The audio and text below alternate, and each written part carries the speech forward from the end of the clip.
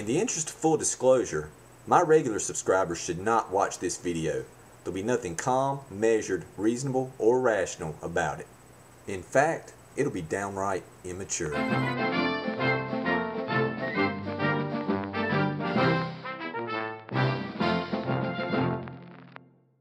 For those of you who read the description to my last video, you know that I've been very busy at home and on a not so top secret project that I'll be telling you about soon. With that said, there was a news item that I read today that commanded my attention and I thought deserved a very special and personal post in its honor. The news item focused on the pop rock folk country sellout whatever sells singer known as Sheryl Crow, one of the great minds of a generation. To quickly express my opinion on her as an individual, I think my t-shirt says it all. To be fair to Miss Crow, I will discuss not only the more sensational item that has been discussed in the news, but also the preceding comments to put it in its proper context. And I quote, "I have spent the better part of the tour trying to come up with easy ways for all of us to become a part of the solution to global warming."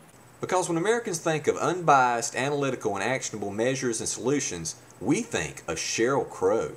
Although my ideas are in the earliest stages of development, they are, in my mind, worth investigating.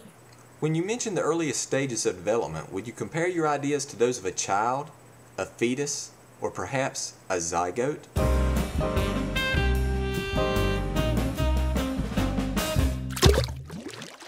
I propose a limitation be put on how many squares of toilet paper can be used in any one sitting.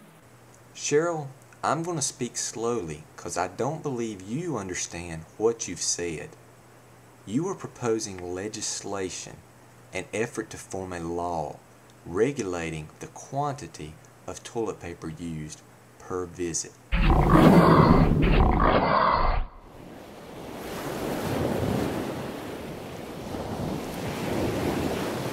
So, Supreme Court Justice Crow, under the provisions of this new law, how much toilet paper could someone use without penalty? Only 1 square per visit, except of course on those pesky occasions where 2 or 3 could be required. Ms. Crow, just for clarification, are you yourself going to adhere to these suggestions?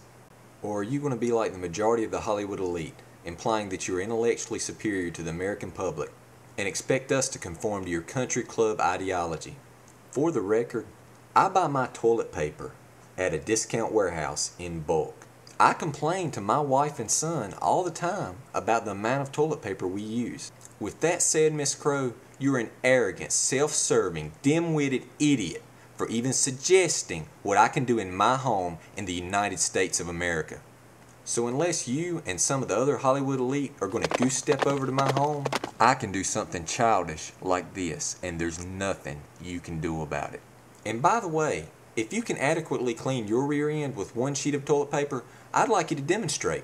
Why don't you come by my house and wipe my... And remember, I'll be watching.